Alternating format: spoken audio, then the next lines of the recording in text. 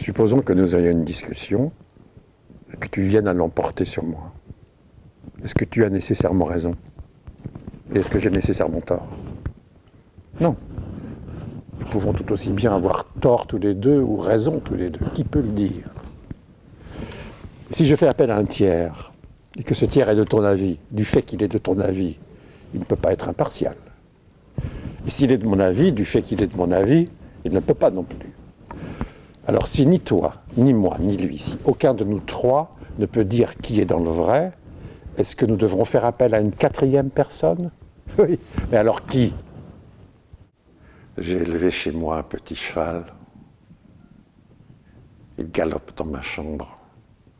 C'est ma distraction. Au début, j'avais des inquiétudes. J'avais peur qu'il ne grandisse pas.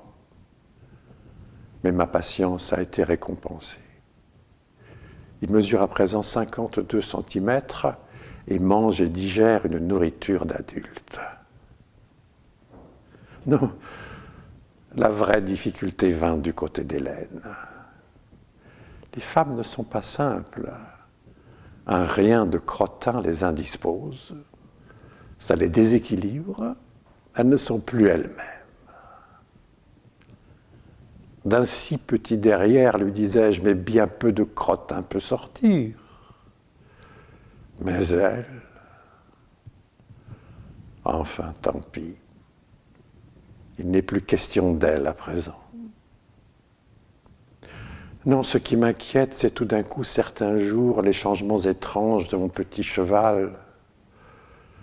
En moins d'une heure, sa tête enfle, son dos s'incurve, se gondole, s'effiloche et claque au vent qui entre par la fenêtre. Je me demande s'il ne me trompe pas à se donner pour cheval. Je suis ministre dans le gouvernement actuel. Je suis ministre. J'ai une grosse voiture et je participe à toutes les décisions qui engagent l'avenir de notre pays.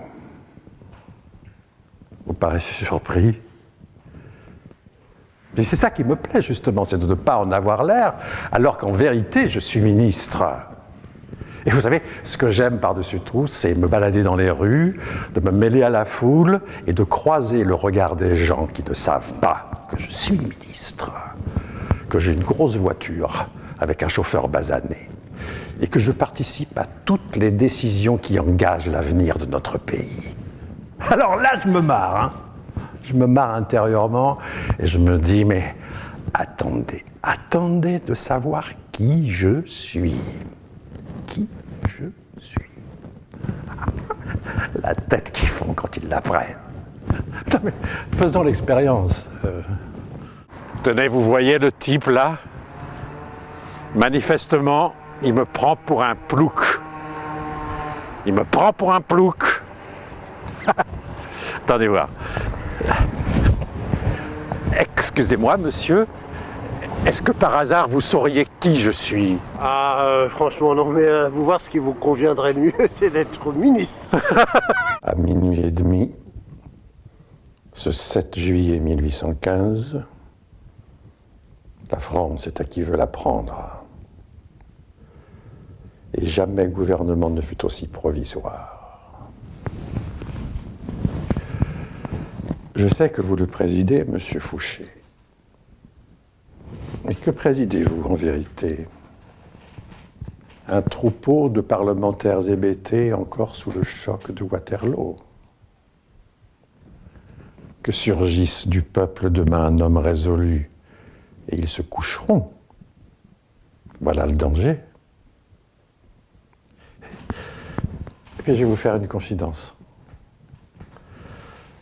Dans ma jeunesse, j'ai eu une grande ambition pour la France.